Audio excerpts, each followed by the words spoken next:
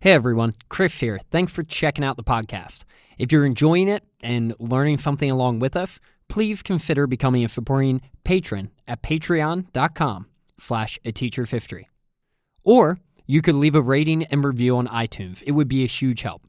If you'd like to raise your hand and participate along with us, you can find us on Facebook, Twitter, @ateachershistory, or shoot me an email, chris@ateachershistory.com. All right, let's get on to the next episode.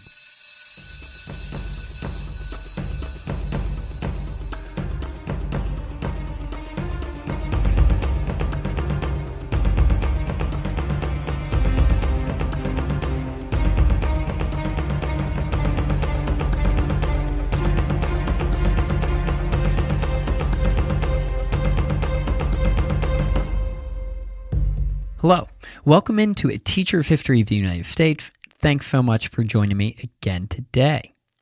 Did you know that following the official declaration of war, the nation was pretty divided? So much so that in the city of Baltimore, violence broke out between Republican and Federalist factions. That as the U.S. was preparing to go to war with Britain, Albert Gallatin, the Secretary of Treasury, proposed a plan to tax the people, which wasn't so popular, something that was initially refused to even be discussed, but eventually most of it was passed. And that the election of 1812, one that James Madison did win a re-election in, was much closer than Madison would have liked, and with a more competent opponent, could have been even more competitive. Did you know all of this? Maybe, maybe not. Get your notebooks out, because today we will cover that and more in episode 100, The U.S. Prepares for War. All right, everyone, welcome into episode 100. Next week, Zach, Bill, and I will be doing our Q&A. So if you have any questions to send over to us, do it via Facebook, our Facebook page, A Teacher's History of the United States Podcast, or Twitter @ATeachersHist, so we can try to get them in before we start the recording later this week to produce that episode. So last week we welcomed James Monroe into the White House, and we saw Madison and Monroe once again unite much of the Republican support.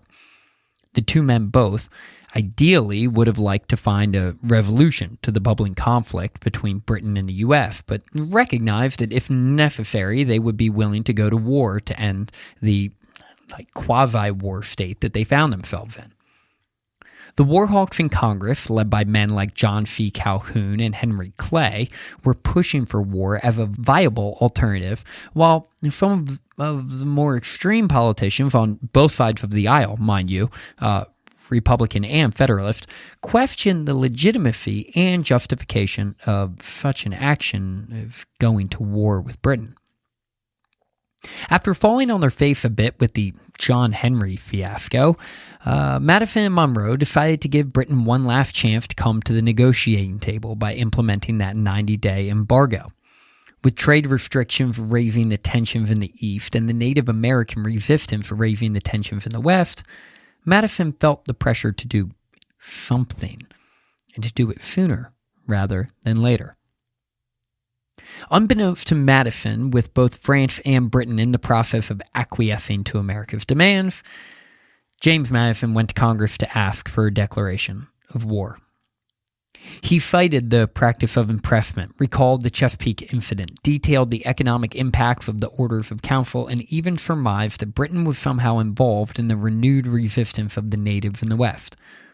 Madison's narrative, along with the varying degrees of truth that lay behind each statement, pushed Congress to go along with Madison and Monroe's wishes and declare war on Great Britain. In this episode, we'll be laying the groundwork for the War of 1812, the forgotten war in the United States. And then at the end, we'll briefly look at the three different theaters of the war just to provide you with some context as we enter into this narrative. We will detail the preparation for it, and beginning with episode 102, it's exactly what we'll do. After the declaration of war was official, the nation's response was divided. Congress itself had varying reasons for voting for or against the declaration.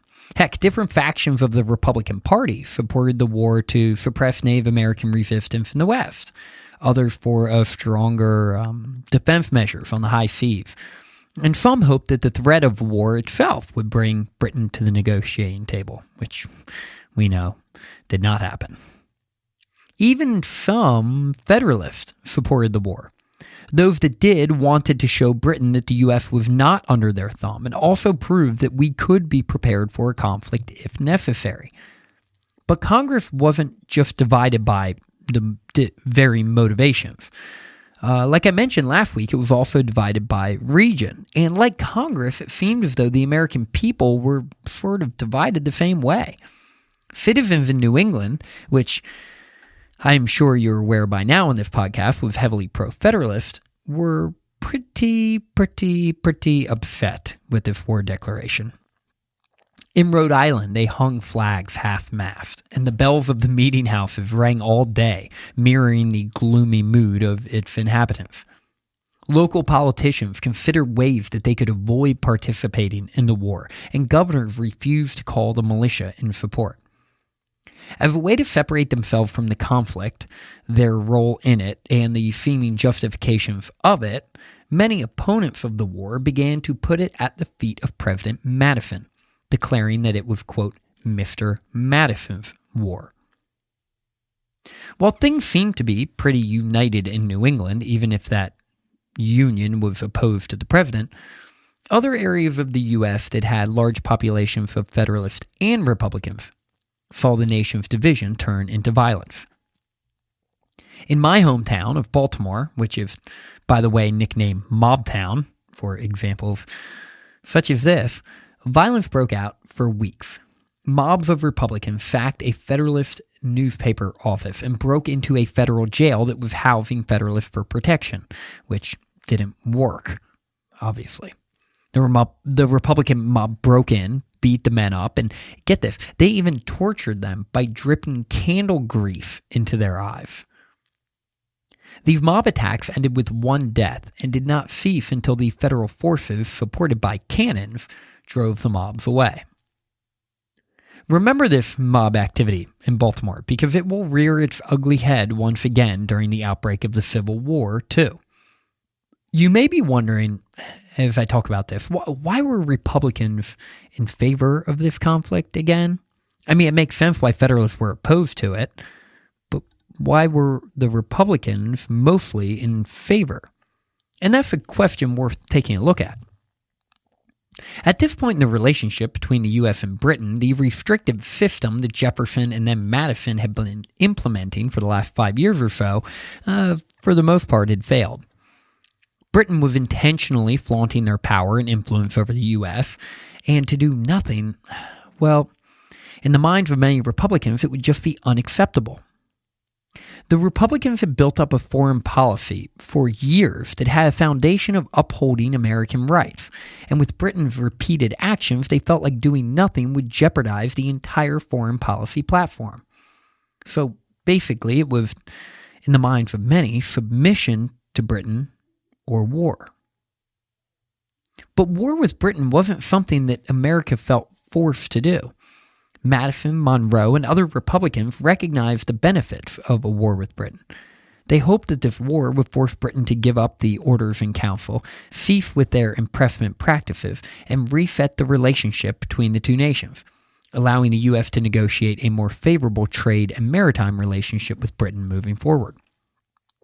On top of this, Republicans, especially men in the West like Henry Clay, recognized that an additional benefit to this war would be to subdue the native resistance in the frontier and the British influence over natives in the West and Canada.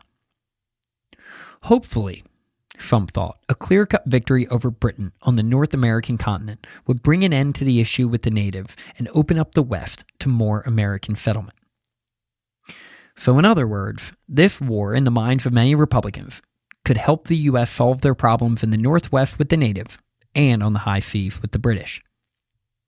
The last justification for war, and maybe the strongest in the eyes of some, was the independence of the United States. Many felt that if they did not stand up for themselves against the wanton disrespect of Britain, They would lose the international independence the Americans had fought so hard and died for in the Revolutionary War. Jonathan Roberts of Pennsylvania believed that this war was intended to make the United States of America, quote, subserve British interest as a colonial dependency. John C. Calhoun agreed, predicting, quote, if we submit, the independence of this nation is lost. Now, there are other reasons to go to war also that I haven't really mentioned. The perseverance of the Republican system, the unification of the Republican Party, and a victory in the election of 1812, but those weren't quite as common as the ones that I just mentioned. So knowing all of this, you can understand why many Republicans were in favor of war. While there were significant risks in going to war with Britain, the diplomatic, ideological, and political rewards outweighed them. With the public divided and a lack of unity apparent to everyone, Madison and Monroe knew that they had their work cut out for them. As I tried to imply pretty thickly last episode, and something you may have guessed, shortly after Congress declared war on Britain, Madison found out of the repeal of the Orders of Council. Naturally, Madison found himself in a pretty tough spot. Should he call off the war or push forward with the original plan? Madison, after some reflection, decided to move forward toward war. But that didn't mean he was excited about it. Madison's entire legacy was going to be dependent on the outcome of this conflict. He knew that although he had committed the last 30 years of his life to politics, he would be largely judged based on the success or failure of this critical decision. It's a lot of pressure, and for Madison, at times, it must have been daunting. He and Monroe needed to figure out a way to beat Britain again. But with everything on the line, Monroe and Madison were pretty confident that they would be able to pull out a victory. And this is sort of surprising, considering the situation that the United States found itself in. The United States of America, for all intents and purposes, was not even remotely ready to fight the nation it was going to war with, one of the strongest nations in the world, Great Britain. Sound familiar? The British Army had almost 250,000 troops. They were men who had experienced real conflict, too. For the most part, they were veterans, and they knew exactly what they needed to do on the battlefield. On the flip side, the United States could not have been more different. They had less than 7,000 soldiers ready to go. And to make matters worse, these soldiers were spread out throughout about 24 different forts in the United States. Considering the British could reasonably be expected to attack anywhere along the 1,000 miles of the East Coast, the Atlantic coast, anywhere along the 1,000 miles of the Canadian border, and the port of New Orleans, well, the U.S. had its work cut out for them.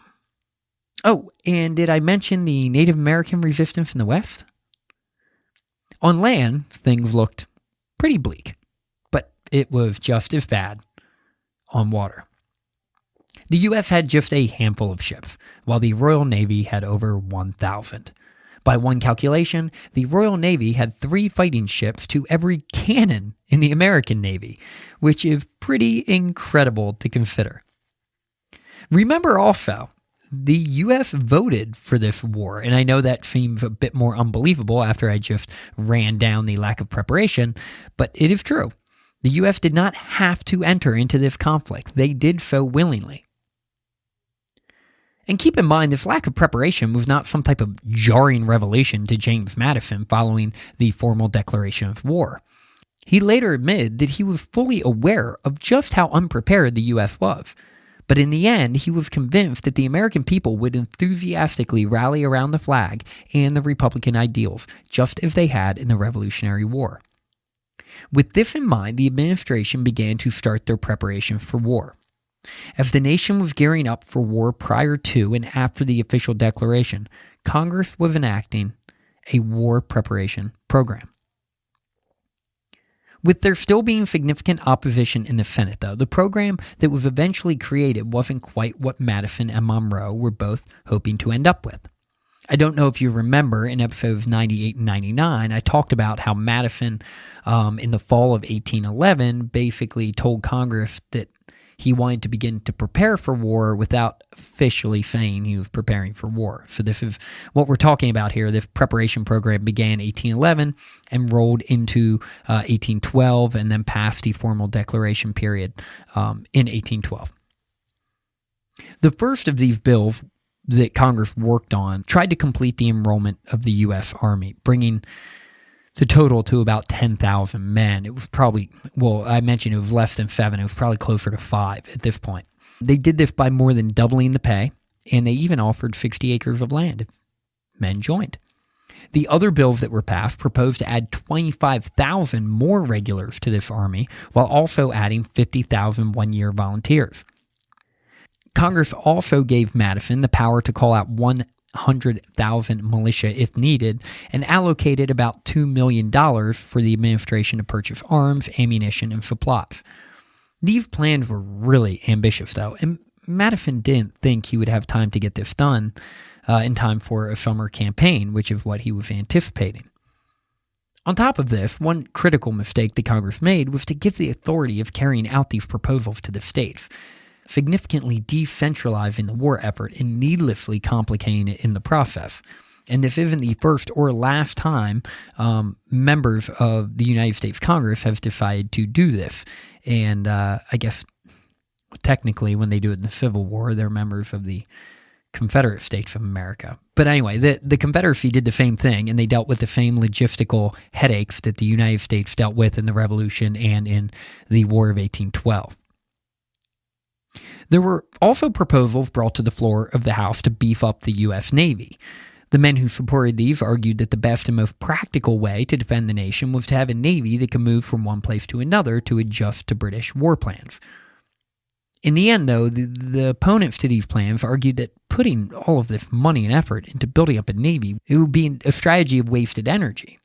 Either way, the U.S. was not going to be able to stand up to the Royal Navy, and the odds were that many of those ships that they would eventually build would end up in the Royal Navy when it was all said and done. Therefore, Congress just voted to beef up the existing U.S. Navy instead. Probably the most controversial part of these war preparations, though, was how this war was going to be financed.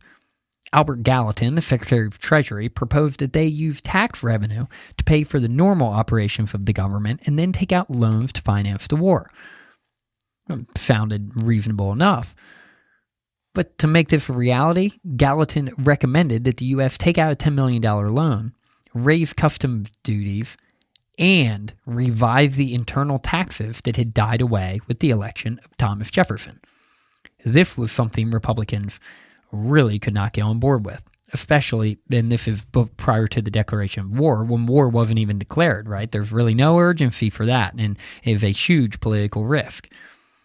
As you can imagine, these weren't very popular proposals, especially the internal tax. I mean, hell, these taxes were one of the primary reasons why the Federalist and John Adams had lost popularity in the first place. So many Republicans were uncomfortable with such an approach. And because of this, they actually didn't even print off Gallatin's report and sort of like shoved it under the rug, pretend like it never happened. But over time, as the United States got closer to war and then eventually declared war, those in Congress did recognize that they needed to raise funds to fight this war, which they did eventually after the official declaration. They took out the loans and implemented some taxes that Gallatin had proposed months earlier. While these war preparations were, on paper, not going to put the U.S. in a position to be on an even playing field with Britain in any way, shape, or form, the work that the U.S. Congress was able to get done in just 4 months was impressive, especially considering what Congress gets done these days in 4 months. They'd moved to fill the ranks of the U.S. Army, recruit tens of thousands of more men, call out the militia, build coastal fortifications, fit out the Navy, and borrow money to pay for all of it. If nothing else, the U.S. had been moving in the right direction in preparation for this conflict. But not so fast. Just as we saw in the Revolutionary War, and probably something many of you could have predicted, the United States was inadequately prepared for the logistical and supply challenges that the war was going to create for it. All of the efforts to create some type of infrastructure were either thrown together immediately prior to the war or even after it had already begun. So while Congress had been making headway in all of these other preparations for war, the infrastructure of the nation was not adequately prepared to support these efforts, causing confusion and frustration throughout the conflict. As the war approached, it was clear that the U.S. was still going to be outnumbered by Britain, both on land and sea. In the end, with all this considered, it seemed as though Napoleon was going to be America's new best friend. If he could keep Britain distracted and the U.S. could attack quickly, maybe they could get Britain to the negotiating table. Otherwise, Madison and Monroe were likely going to be in a really tough spot. With the nation at war, and it being incredibly obvious to everyone just how unprepared we were for it, Madison's re-election in 1812 was potentially going to be a bit more challenging than it otherwise would have been. The one thing that Madison and his new running mate, Elbridge Gerry, had going for them was that the Federalist challengers were just not up to the, challenge. New York Governor DeWitt Clinton ran against Madison, representing the dying Federalist Party, and presented a political platform that was both confusing and a bit contradictory. Because of his nebulous stance on the war, it was like he was too afraid to pick one side or the other. Clinton opted to not even talk about it in his campaign, which, as you can imagine, didn't do him a whole lot of good, since the nation was at war. Madison won the electoral vote, 128 to 89, with the strength of the Republican Party helping to push him toward victory. When Madison addressed the nation once again to kick off his second term, he doubled down on the war effort. He asked for more support in the Great Lakes region and called out the militias who were refusing to perform their patriotic duty, notably in the Niagara region in New York. Recognizing that the unease over war was the primary reason why the war was going to be so much more challenging than it otherwise would have been, Madison reminded everyone why the nation was at war in the first place. Britain, Madison claimed, had put the U.S. between a rock and a hard place. If they had not chosen to fight, they would have been surrendering their international independence and relegating themselves to the status of a colony once again. Beginning with episode 102, we will be diving into the details of the war, just as we did with the Revolutionary War. While we won't be doing any who's who or what's what episodes to prepare you for this conflict, like Bill and I did prior to the Revolutionary War, I will take a moment to briefly outline what you can expect in the episodes to follow. The War of 1812 is probably most easily divided into three different theaters of war. The actions in each of these theaters overlap. It's not like they happen one after another, but it's the best way to organize the conflict. The first theater of war was the Great Lakes and the Western Territories. Beginning in July of 1812, the U.S. made an attempt to invade Canada, attempts that pretty much failed spectacularly. As the calendar turned to winter and spring of 1813, much of the fighting moved toward the Great Lakes, with the Native Americans being deeply involved in many of the conflicts. The U.S. won some naval victories in the Great Lakes that temporarily helped boost morale and blunted the British advances. Fighting continued in Canada, the Niagara region, the Northwest, the Great Lakes, and actually well into the West until the end of the war. The second theater of the war was the Atlantic Theater. As you can imagine, the Atlantic Theater was the primary point of attack for the British, given their naval superiority. It isn't surprising to hear that they were, at times, pretty dominant. The focused British strategy in the Atlantic Theater was to protect their own merchant shipping between Halifax and the West Indies, to continue to enforce the blockade on American trade. The Americans, on the other hand, were focused primarily on hit-and-run activity, knowing that the British had significant superiority in the sea. There were numerous battles between British ships and American ships, including conflicts also with American privateers.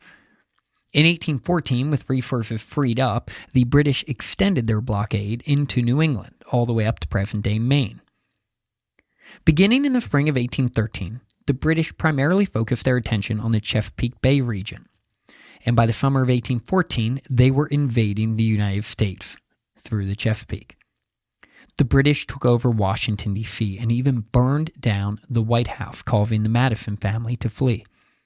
The British then turned their attention to Baltimore, attempting to invade the city in September of 1814 in the famous Battle for Baltimore. But the Americans were able to hold them off, both on land and water. The water defense of this city from Fort McHenry is what inspired Francis Scott Key to write the Star-Spangled Banner. The third theater of war was in the South. Much of the fighting in the South included various Native American tribes. The Southern theater included well-known American figures such as Thomas Pinckney and Andrew Jackson, and culminated with the famous Battle of New Orleans, which was actually fought after the peace negotiations were finalized. Those peace negotiations were formalized in the Treaty of Ghent. The conversations began in August 1814 and it was all signed and wrapped up on Christmas Eve, 1814. What we will come to find as we dive deeper into this war is that the peace treaty did not provide the U.S. quite with the outcome that many had hoped for. In a lot of ways, it went back to business as usual. That being said, though, the United States was able to repress the native threat in the West and feel much better about their republican system, their independence, and their status on the world stage. Next week is episode 101. It's a Q&A with myself, Zach, and Bill, the three history nerds. Reach out, like I said earlier in the episode, on Twitter or Facebook if you have any specific questions you'd like us to answer.